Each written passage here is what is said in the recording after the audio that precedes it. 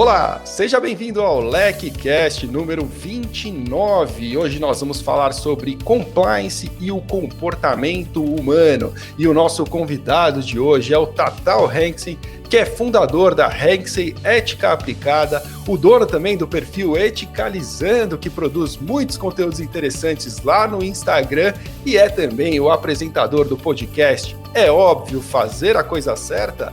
Tatal, obrigado por estar aqui com a gente hoje, vai ser um prazer bater esse papo com você, cara. É isso, Marcelo, eu que te agradeço o convite, vai ser ótimo.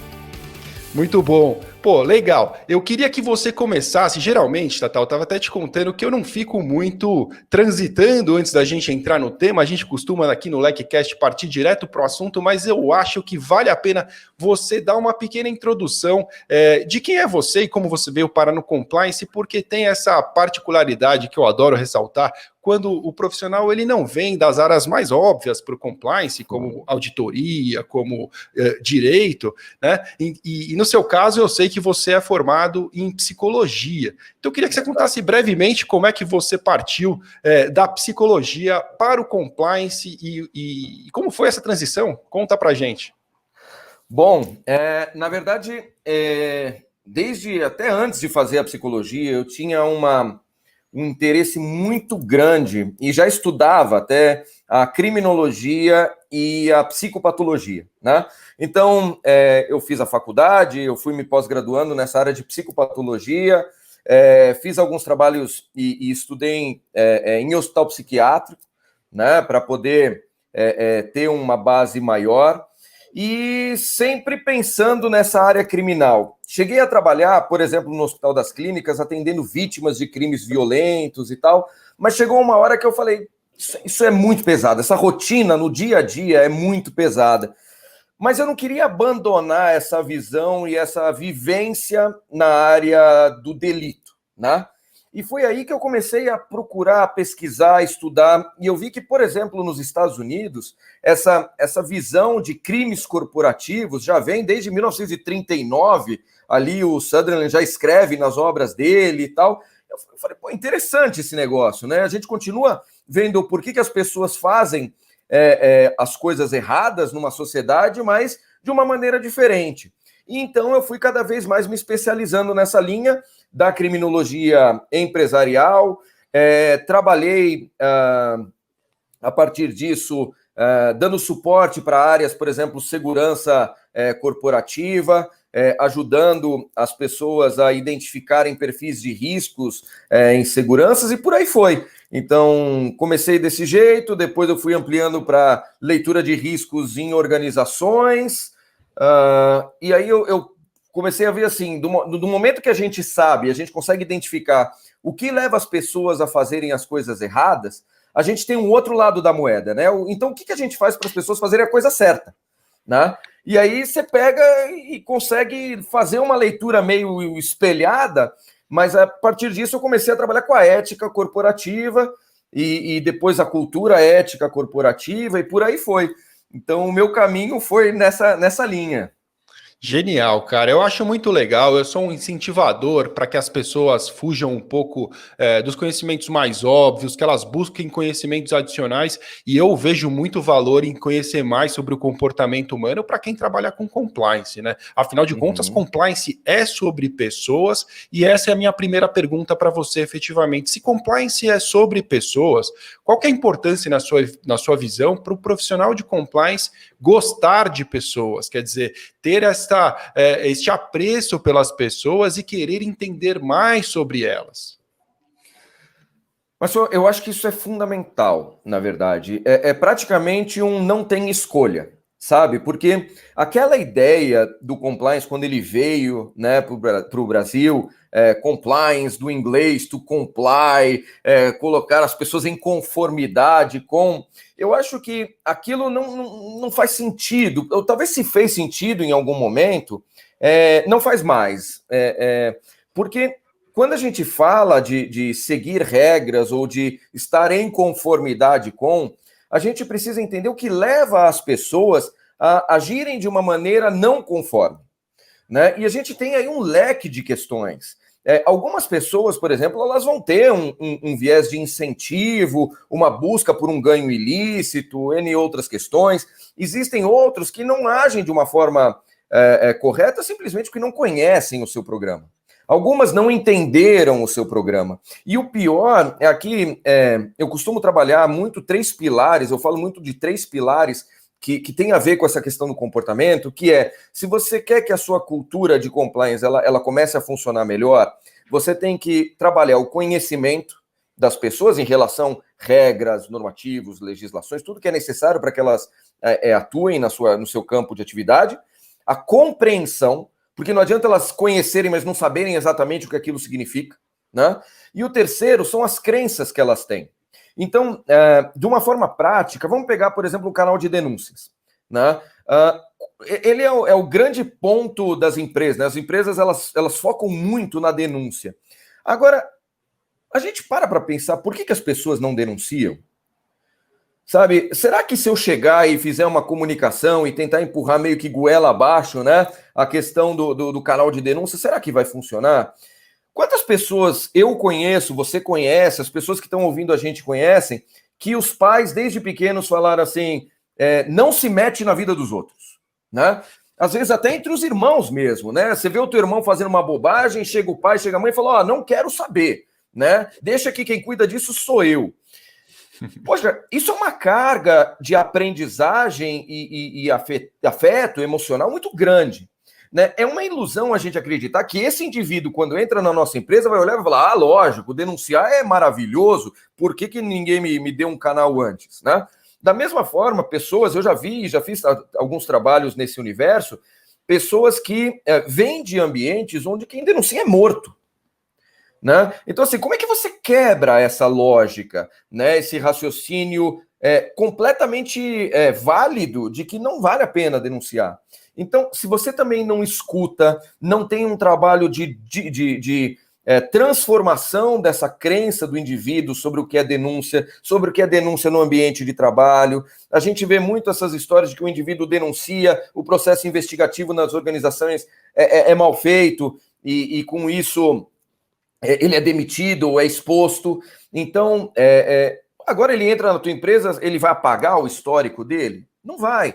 Então, é por isso que eu acho que você começar a conhecer comportamento, entender o que motiva as pessoas a agirem, eu bato muito nessa tecla, mais do que a ação, a gente tem que entender a motivação. Porque é ela que vai dar para a gente as dicas de como tratar os casos, que vão desde uma fraude até uma conivência ou uma omissão diante de uma denúncia, ou a dificuldade de se relacionar com alguma regra corporativa. Né? A motivação ela é a base do nosso comportamento. Né? E com isso eu acho que a gente tem que trabalhar o nosso conhecimento sobre pessoas, né? E não só sobre o que a gente quer que elas façam. Cara, faz todo sentido, e isso é algo que, assim, quando você fala do canal, para mim é um exemplo clássico, porque algumas empresas se iludem, né? Eu já vi cada história. Teve uma vez, eu não canso de repetir essa história, eu já devo ter contado no LecCast antes, mas eu vou falar mais uma vez. Teve uma aluna uma vez na Lec que disse assim: a minha métrica que eu estabeleci lá com a minha diretoria é que nós devemos, para o ano seguinte, diminuir o número de denúncias. Aí ficou um silêncio assim na turma, eu falei, mas como assim, né? Deveria ser o contrário, você deveria estimular as pessoas a denunciar e elas deveriam, na verdade, ter um esforço para acreditar cada vez mais no canal e não o contrário. E às vezes falta essa compreensão realmente que não basta a ferramenta estar em pé, né?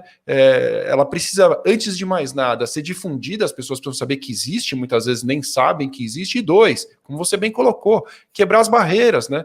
No Brasil mesmo, quem denuncia é o cagueta, né? É o errado. Errado não é aquela pessoa que está ali subtraindo o dinheiro do caixa da empresa, mas você que tomou a decisão de denunciar. Isso é uma cultura perigosa, e de fato, se não tiver uma preocupação em torno disso, você será apenas mais um operador do canal de denúncia do que efetivamente um profissional de compliance que vai ter resultados mais efetivos no desempenho da sua atividade. E nessa medida, eu acho que esse exemplo cai como uma luva, porque deixa muito claro, ou você tem interesse pelas pessoas e como elas se portam, ou você não vai ter efetividade nas suas atividades. Concordo plenamente. Você falou sobre a questão de motivação.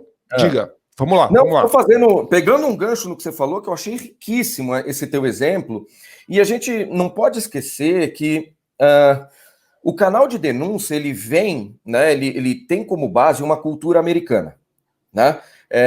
Então, quando a gente pensa no canal de denúncia e na cultura americana, para eles isso é intuitivo, isso é mais óbvio. Te dou o caso aqui. Você já deve ter visto algum filme de Bang Bang, né? Do Clint Eastwood, Lee Van Cleef e tudo mais. Legal. Todo filme de Bang Bang, todo filme, você pode ter qualquer história. Sempre vai ter 3 ou 4 personagens que estão em todos. O bandido, o xerife, o dono do bar e o caçador de recompensa, né?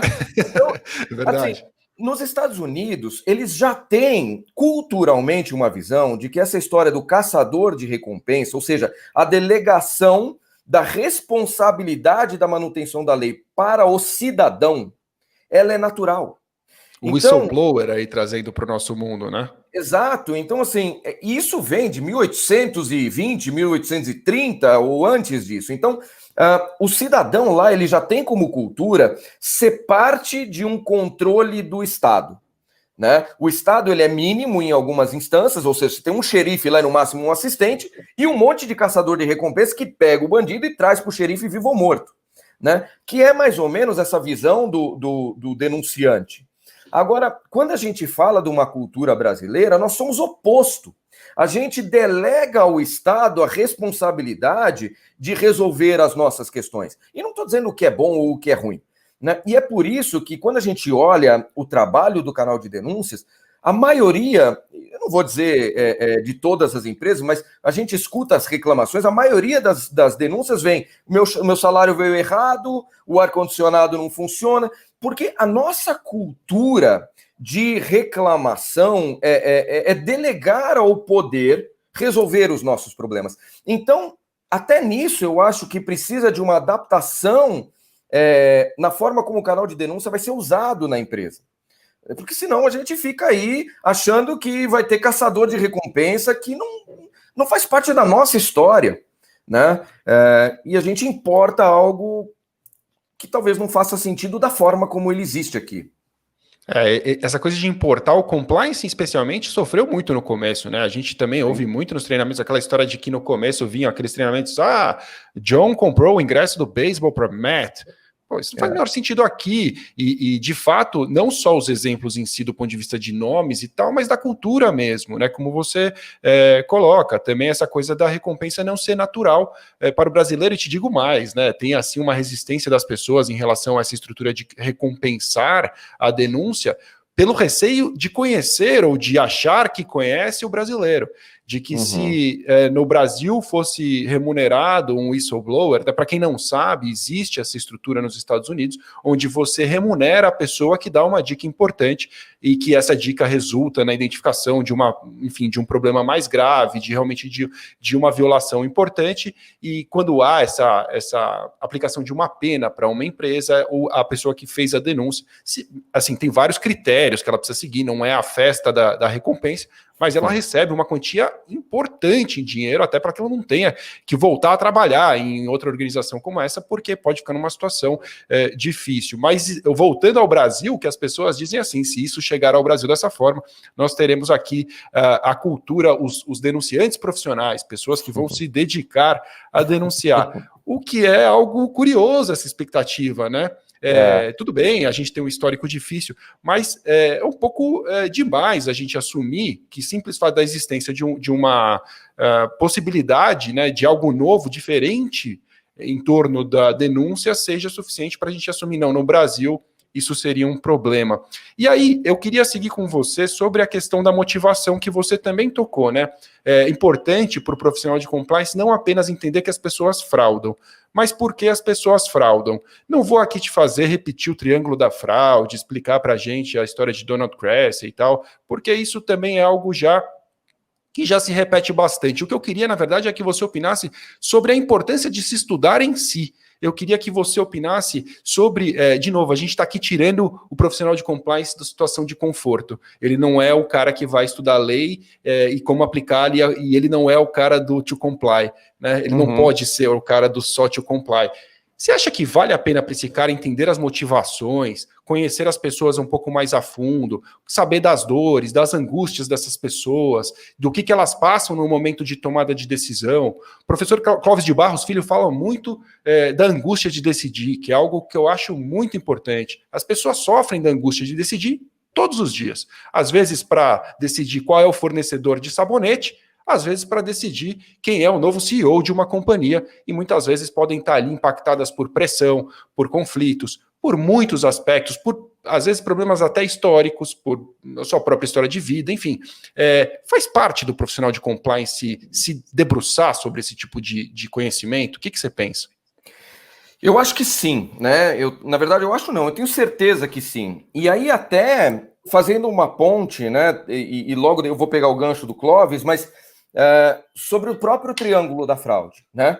O triângulo da fraude, e aí eu não sei, né, se o que eu vou falar vai cair bem aos ouvidos, assim, mas é o modelo de comportamento ilícito mais mal usado do mundo, né? Porque o Tracy, quando ele escreveu o Other People's Money, ele começa, o primeiro capítulo dele, ele deixa muito claro que as motivações para a fraude, elas são inúmeras, e que ele gostaria de entender o comportamento ilícito do ser humano, mas que para isso ele teve que segmentar um grupo de pessoas. Então ele fez um estudo, se não me engano, eram 133 pessoas, que ele tirou do universo geral de fraudadores, e a partir disso ele foi identificar o que estava presente no comportamento desses 133 indivíduos, em 3 estados americanos.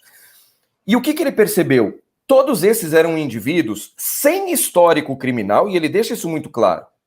Pessoas idôneas até o momento da fraude e que viveram pressões. E o que ele define como pressões? Eram situações não compartilháveis que levavam o indivíduo a um certo desespero emocional. Então, é como se a gente pegasse ele traz, por exemplo, algumas situações. Então, ele fala de um fulano que trabalhava com investimento, né? Ele tinha lá, sei lá, um fundo de investimento. E ele resolveu fazer, por conta e risco, uma aplicação com o dinheiro de todo mundo num investimento lá X. Só que ele perdeu o dinheiro de todo mundo.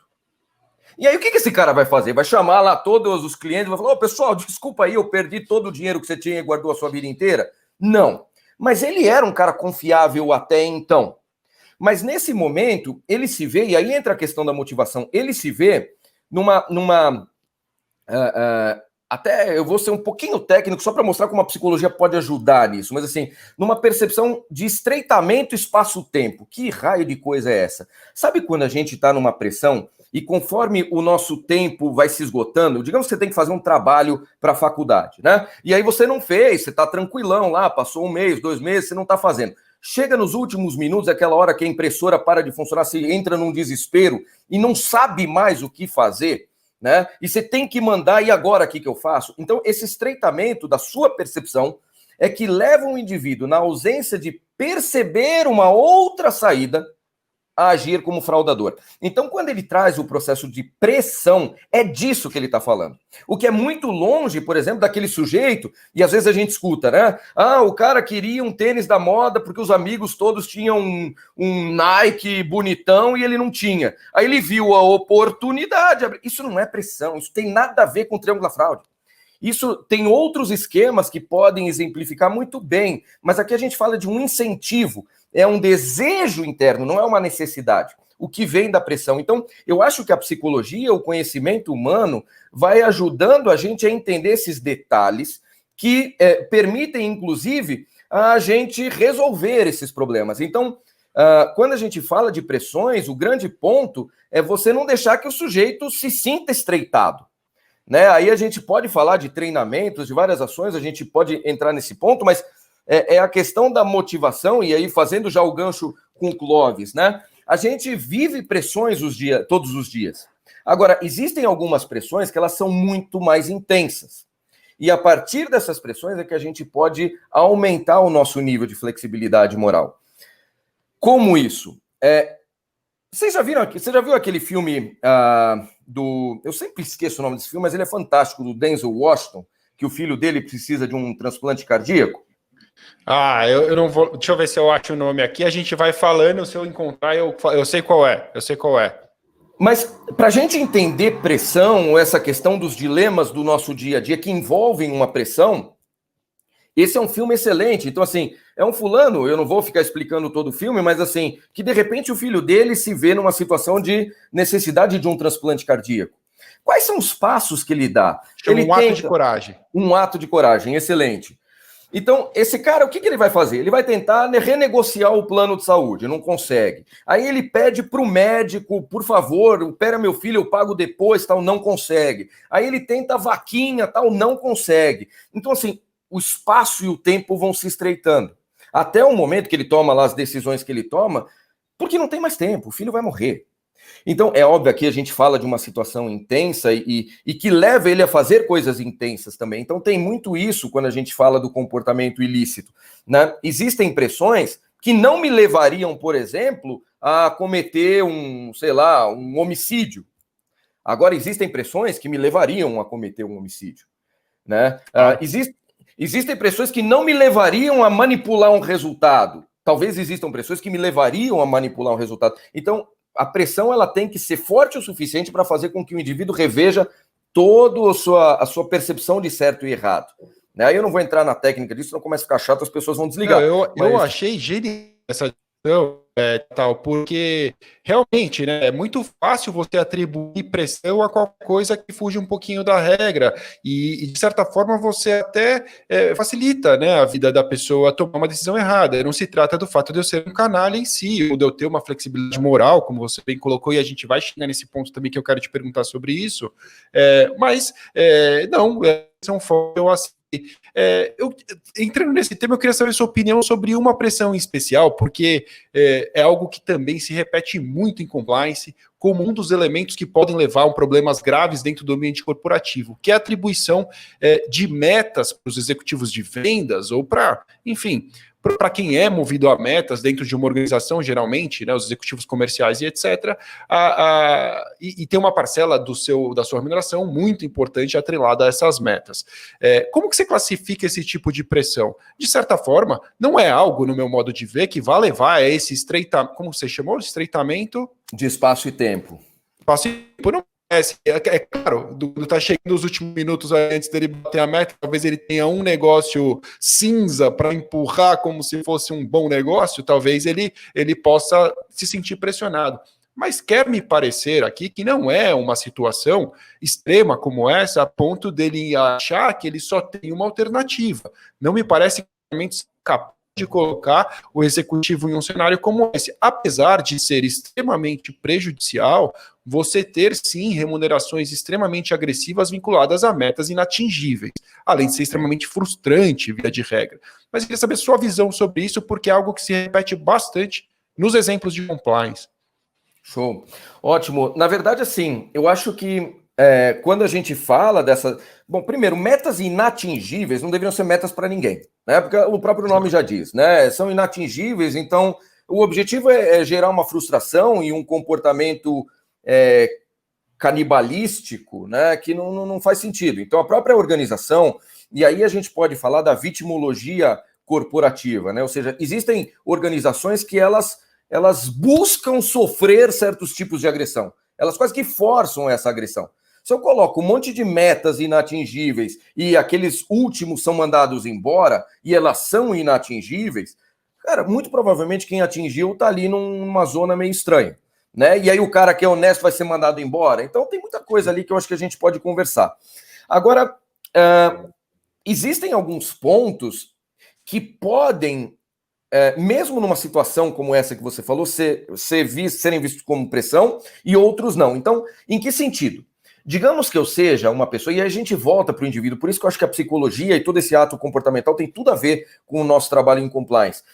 Existem pessoas, por exemplo, que se sentem extremamente constrangidas, envergonhadas ou precisam pertencer a um grupo, né? Ou seja, se elas não pertencem àquele grupo, geram um constrangimento, uma vergonha, um medo, né, de julgamento e tal.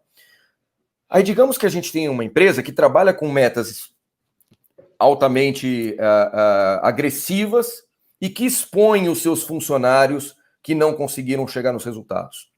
Talvez o medo de exposição desse indivíduo seja tão grande, e aí a gente fala do medo de exposição, que isso pode vir a se tornar uma pressão.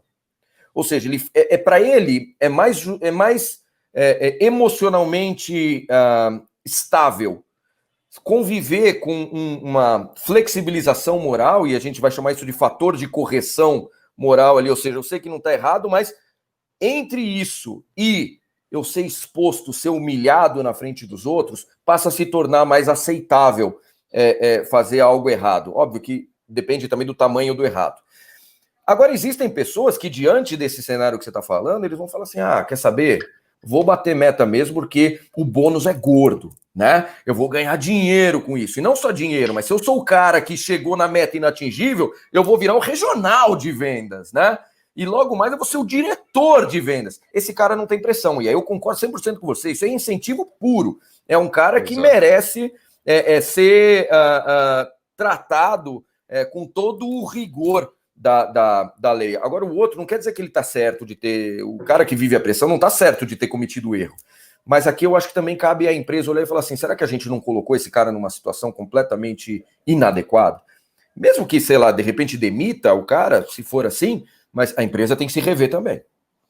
Isso é inteligentíssimo e é algo que se aproxima bastante do que trouxe o Gustavo Lucena para a nossa discussão aqui, quando falou de cultura justa. A partir do momento que você identifica uma bucha como essa, com perdão do meu francês, mas é isso realmente, que é uma verdadeira bucha, né?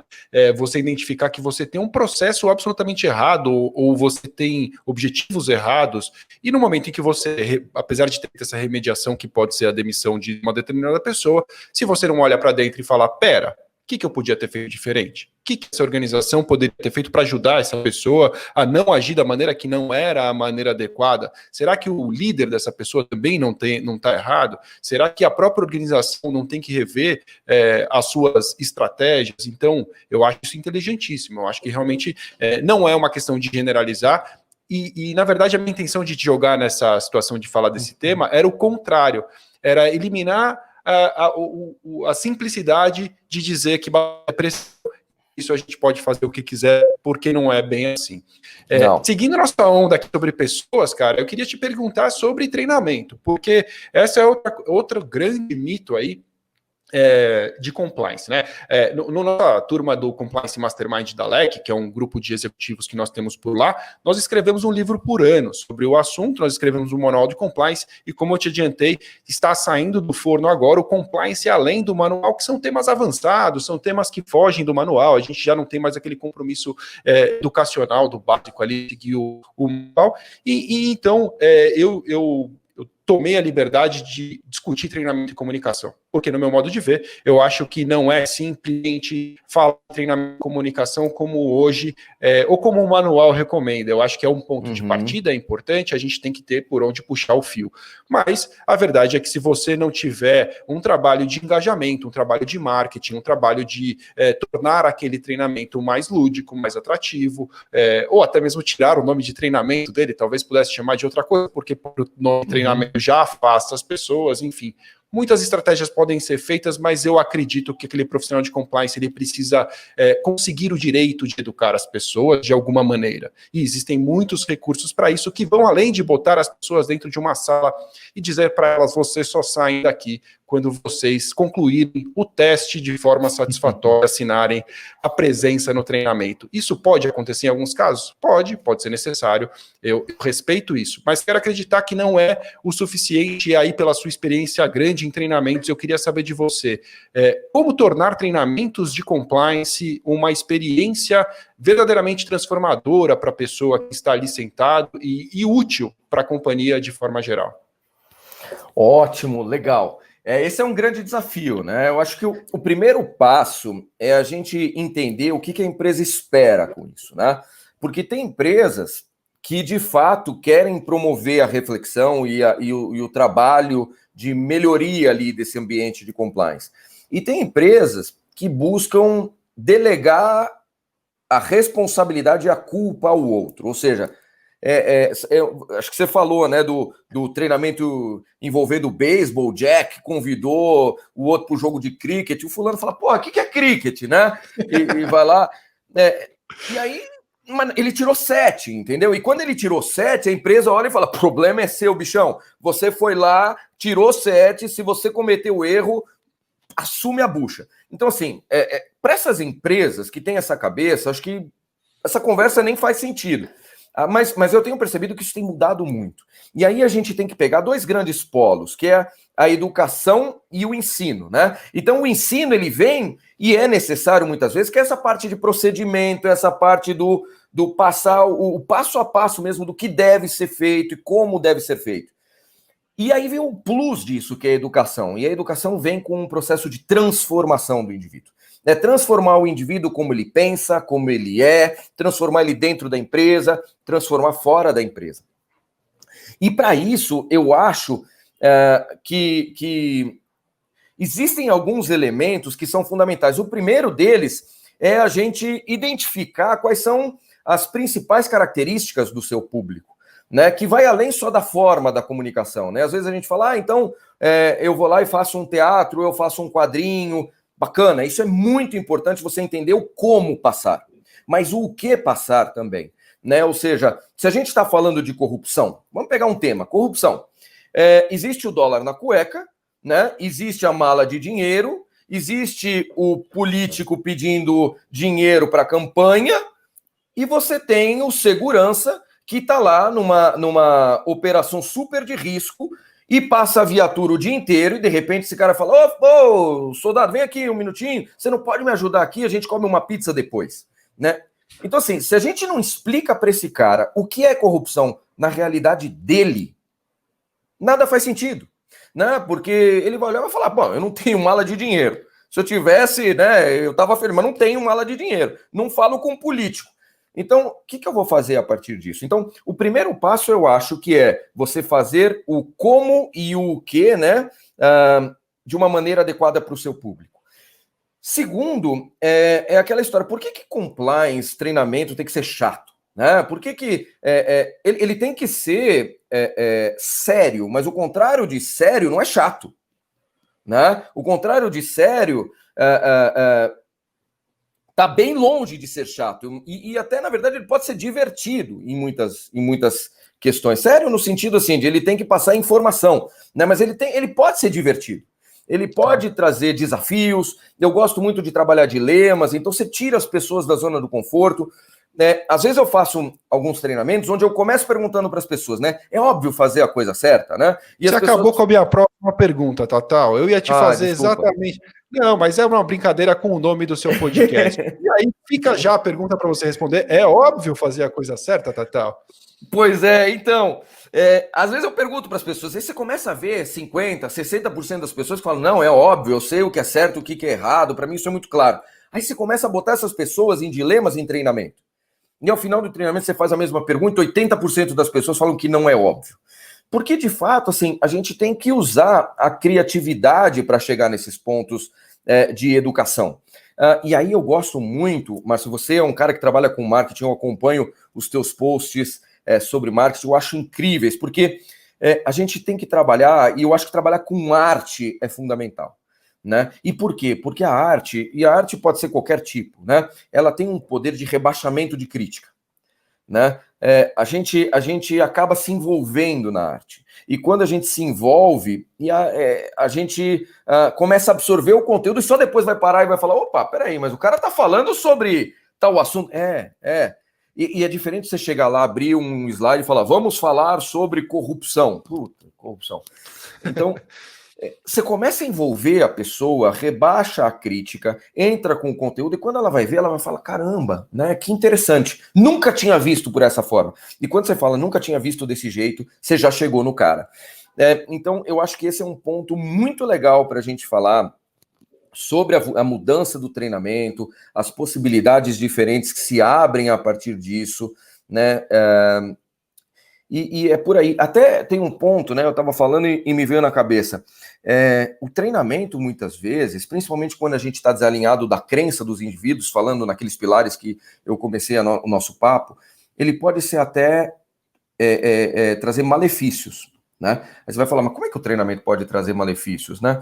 Porque imagina você numa sala de aula. Então imagina quando você estava na faculdade, né? Aí você tá lá, tem aquela aula que você gosta e fala, nossa, professor é demais, né? Adoro a aula dele, passa voando. Aí tem aquele professor que você detesta, né? Aí você começa a olhar e fala, não, o que esse cara tá falando é bobagem, né? Pô, que saco esse cara, né? Eu queria ir embora. Então imagina isso dentro de um ambiente corporativo, você explicando sobre compliance e o cara, na verdade, ele tá querendo que você se dê mal, ele tá querendo que você fale errado, ele vai pesquisar antes para tentar te colocar numa situação desconfortável, sei lá o que esse cara pode fazer, mas o objetivo dele é minar você. Se ele não puder fazer isso de uma forma tangível, pelo menos na cabeça dele, ele tá pensando, esse cara aí, meu, não vale nada. Não sei por que contrataram esse cara. E com isso, ele sendo obrigado a ficar lá 1 hora e meia, aumenta a raiva dele. Ou seja, esse cara vai sair de lá com mais ódio do compliance do que quando ele entrou, né? E aí você não ganhou nada. Então, eu acho que esse é um outro ponto para a gente refletir sobre treinamentos na nossa área, né? O nosso objetivo é educar, né? O compliance, ele não é mais, se é que um dia ele não é mais uma área de controle, né? Ele é uma área de suporte, ele é uma área de transformação, né? O nosso objetivo é mudar a empresa, é mudar a sociedade. E se a gente não estiver atento a isso, não dá certo. É verdade. Você se torna um operador, né? Você se torna um robozinho de fazer cumprir, de fazer check the box ali, puxar, entregou, não entregou o código para os treinos, não todos. Não é isso só que importa, né? Você efetivamente, as pessoas entenderam, você não causou um mal maior, a de repente dar um treinamento chato que a pessoa criou uma impressão ruim sobre compliance. Às vezes as pessoas gostam de dizer, pô, eu fui no treinamento, parecia polícia, né? Compliance é polícia. Não, compliance não é polícia, não pode ser, não deve ser. Você tem que ser um parceiro, auxiliar as áreas, auxiliar as pessoas a tomarem as decisões corretas, né? Então, realmente, se você, eu quero acreditar que se você, quando a gente pensa em marketing, né? E aí você tocou nesse assunto, e eu, nesse artigo que eu escrevo para esse nosso novo livro, toco exatamente nisso, eu vou dizer, esqueça treinamento e comunicação, antes faça o marketing do seu programa, venda o seu programa de compliance internamente de uma maneira inteligente, busque o engajamento das pessoas, porque é isso que vai te trazer resultados verdadeiros, e aí lidere um movimento dentro da organização. Não estou dizendo para você ser um ativista de todas as causas, não é isso. Lidere um movimento em favor do seu programa de compliance, faça com que as pessoas vistam a camisa e que se um dia você não estiver plantado lá em pé, as coisas continuem acontecendo exatamente da mesma maneira. E é nesse ponto que eu queria já partir para o nosso encerramento. Cara, quando a coisa é boa, o tempo voa. A gente já está aqui caminhando para o nosso encerramento, mas eu não queria deixar, de maneira alguma, deixar de te perguntar sobre esse ponto exatamente, né?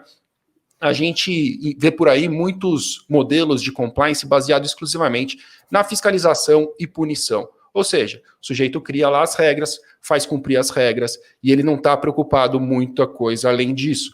E dessa forma, a gente sabe que a efetividade dos programas ela costuma não acontecer, não é o bastante, né? Você simplesmente criar esse tipo de modelo. E aí você tocou em um termo, quando nós conversávamos, antes de começar aqui, que eu achei muito interessante trazer para a conversa, eu não queria que a gente terminasse sem falar dele, que é o termo integridade criativa.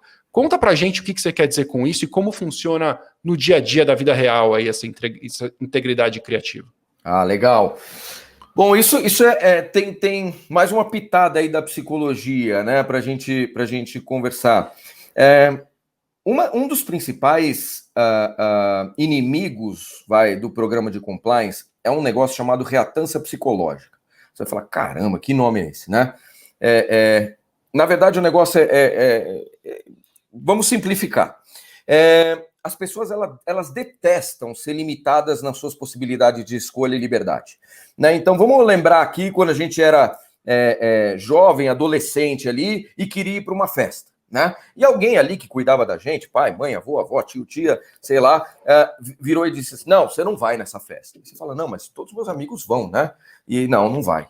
Aquilo começa a te movimentar, né? E você começa a encher a paciência, vamos chamar, dos teus pais, para poder ir na festa. E não vai. E aí, quanto mais não vai, mais você vai ganhando gás para encher a paciência até que chega um momento que é limite, né? Ou eles vão te colocar no quarto e vão falar, fica aí, não sai mais, né? E aí a norma funcionou, né? Ou vai chegar uma hora que eles não te aguentam mais, vão falar, tá, vai, Márcio, vai, não torra a paciência, vai logo, né? Quando isso acontece, a gente vê essa tentativa do indivíduo de recuperar a sua possibilidade de liberdade, né? Quando isso vai acontecer, o que você entendeu da história? É só encher a paciência, né? E na próxima festa, se eles falarem que você não vai, você já entendeu que se você encher a paciência, é muito provável que você consiga. E é aí que começam os problemas na área de compliance. Quando a gente impõe algo, né, a gente chega e fala, não pode mais fazer isso. As pessoas, mesmo que elas nunca tenham feito, né, você não pode mais usar o Facebook no trabalho. Nossa, eu nunca tinha usado o Facebook no trabalho. Né? Mas aí você começa a olhar e fala assim, mas por que eu não posso usar o Facebook no trabalho? Né? Que história é essa? O cara nunca usou, muitas vezes, né? Mas ele já se revolta porque disseram que ele não pode, né? Então, o inimigo do compliance vem a ser, muitas vezes, essa imposição de regras. Bom, dito isso, a gente tem que começar a pensar em como transformar essa questão das regras em algo que seja, de fato, desejado pelo indivíduo. Né? E como a gente pode fazer isso? Óbvio que tem uma questão de grau de maturidade da organização e das pessoas, mas aí eu venho trabalhando muito nesse conceito de integridade criativa. O que significa isso? Você define 4 lados de um quadrado ali. Então, lei. Não pode fugir da lei, ferir a lei em hipótese alguma. Está dentro da lei? Ok. Segundo, valores e normas da empresa. Então, está de acordo com os valores e normas da empresa? Ok. Terceiro pilar ali, que a gente fala muito em ESG agora, né? A questão de ambiente, pessoa, sociedade. Vai ferir ambiente, pessoa, sociedade e tal? Não. Ok. E o último é a moralidade. Então, vai ferir a moralidade? Não. Então, tá ok. Aqui dentro desse quadrado, isso vale qualquer coisa. Né? E isso ajuda muito a área de compliance. De novo, tem que ter uma maturidade para isso, mas as pessoas com isso, elas têm alguns ganhos. Primeiro, elas podem resolver os seus problemas de acordo com a necessidade, com o momento e tal, baseadas no que elas enxergam de saída. E elas não estão ferindo a lei, não estão ferindo a empresa, não estão ferindo pessoa, sociedade, não estão ferindo a moralidade. Então, elas se tornam criativas dentro das soluções. Com isso, elas se apropriam do programa. Elas acabam, a partir disso, tendo autonomia. Então, você rompe aquela história da reatância psicológica. O cara está me mandando fazer. Elas se tornam responsáveis também pelo que elas estão fazendo. Então, não tem a história da delegação da responsabilidade, que é um outro elemento da psicologia, né? Ou seja, foi o Márcio que mandou. Né? Não foi o Márcio que mandou. Né? Eu sou responsável pelo que eu faço. Né? E com isso também, o compliance ele chega a um grau de maturidade onde você não precisa se preocupar em escrever tudo. Né? Porque esse é um outro problema da área de compliance. Como é que você vai prever todas as situações? Né? Mas o agente público veio de short e não estava escrito no programa que se ele vier de short, eu não posso pagar. Então, assim, cara, você começa... Então, não dá para você prever tudo. E quando você dá essa autonomia com o grau de maturidade, a pessoa cria essas soluções dentro do que você espera. Então, eu acredito muito que a evolução do compliance vai para essa integridade criativa. Pô, é genial, Total, porque no final das contas, né, o direito não conseguiu até hoje regular todas as relações. A gente é exemplo clássico na escola de direito você falar que a sociedade se atualiza, enfim, evolui de uma maneira muito mais rápida que qualquer lei é capaz de entrar. Veja essa lambança legislativa que foi feita com a LGPD, entrando em vigor apenas agora com as punições delegadas aí para agosto de 2021. Ninguém entende bem o que está acontecendo. Quando isso começar a acontecer, já vai ser talvez tarde demais, porque até lá as relações já mudaram novamente, as coisas vão evoluindo. Então, o direito não conseguiu, o compliance tem que ter a humildade de nem tentar. não faz sentido. Compliance, não, se certamente, se o direito há tantos anos vem tentando e não conseguiu, não será o compliance com a sua modernidade que vai conseguir caminhar para um modelo taxativo em tudo, né? Então, eu adoro esse pensamento que você pode ajudar as pessoas a decidir de uma maneira acreditando que elas têm capacidade de fazer isso sozinhas, independente de ter uma câmera apontada para a cara dela, porque ela entendeu efetivamente qual que é o range ali, né? Qual que é o limite de decisão que ela pode tomar de acordo com critérios e valores que fazem todo sentido. Tá? Eu tenho como agradecer, cara, por essa aula que você me deu aqui hoje. Eu aprendi demais com você. Eu tenho certeza que esse é mais um daqueles episódios que terão comentado, que é o do Leque. A ciência fica super feliz quando isso acontece, e eu também, é claro, mas tem uma tradição no nosso programa, e eu esqueci de te falar, talvez eu te pegue de surpresa, agora não é nada de muito especial, não sei se você já ouviu algum outro episódio, mas eu peço sempre para o nosso convidado deixar uma recomendação para a nossa audiência, aí pense aí o que você acha que é legal recomendar, pode ser um livro, pode ser um filme, como você recomendou, um ato de coragem, não deixa de ser um bom filme para se analisar essa questão da tomada de decisão sob pressão. Eu acho que é algo inteligente. Mas se você tiver um livro adicional ou uma série, algo que você acha que possa incrementar aí o conhecimento da nossa audiência, o que você recomendaria? Bom, eu recomendo... eu vou fazer 2 recomendações aqui, depois livros eu posso te passar uma série deles que podem ser muito legais para falar de comportamento e compliance, mas 2 recomendações. A primeira é tentar o máximo possível abrir o leque. Né? Eu, por exemplo, tenho começado a estudar humor, né? Então eu estou lendo sobre criação de stand-up e tal, para você conseguir chegar mais fácil nas pessoas. Cara, abre o leque, né? Qualquer coisa que você goste, né, e que possa servir para se comunicar com pessoas, vai atrás. Você gosta de música, vai estudar música. Gosta de humor, vai estudar humor. Qualquer coisa, né?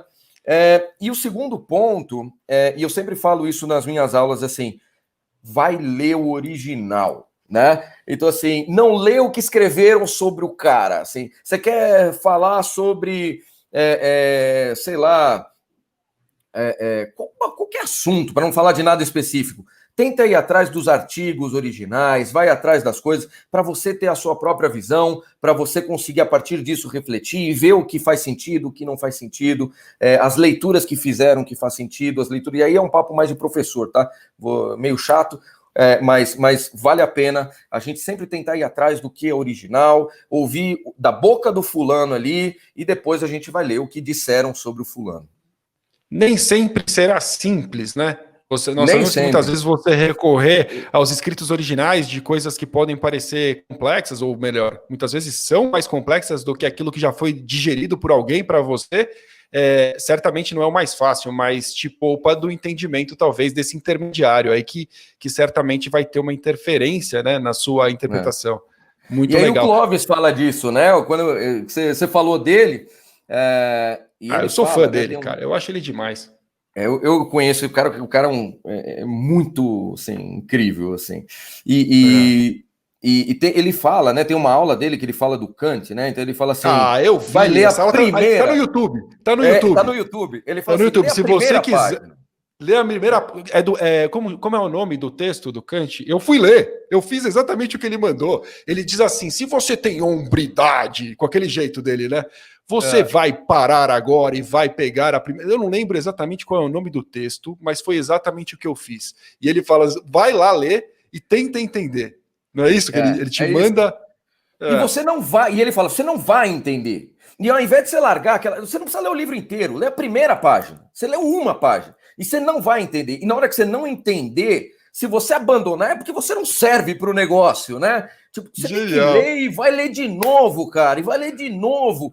Até quando o cara escreve e você não entendeu, você tem que ficar com raiva dele, tá dizendo, você tá me chamando de burro, eu vou entender você, né? Então é isso, né? A gente tem que... É genial. Tem que ir atrás dessas coisas, a gente tem que ter fome, porque a gente ama o que a gente faz, né? Então tem que ir atrás de conhecimento, cara, é isso que eu diria. Cara, Fantástico, e se você está nos assistindo agora e não viu, procure essa aula do professor Clóvis de Barros Filho, onde ele te dá essa orientação sobre como ir atrás, ir na fonte e ler, e leia, faça esse exercício. Eu li, e eu não tenho qualquer vergonha de confessar que eu não entendi na primeira leitura absolutamente nada do que estava escrito ali, até me questionei se aquilo era português ou não, mas depois com algum esforço, relendo com mais cuidado, buscando algumas referências, você consegue chegar na reflexão e você fala, até que eu não sou tão burro assim como parecia no primeiro momento. Tatal, obrigado, cara, de coração por esse bate-papo, foi um prazer enorme, espero que a gente possa fazer isso outras vezes. Valeu, cara. Valeu, Márcio, obrigado, viu? Obrigado mesmo, foi ótimo. Obrigadão, grande abraço.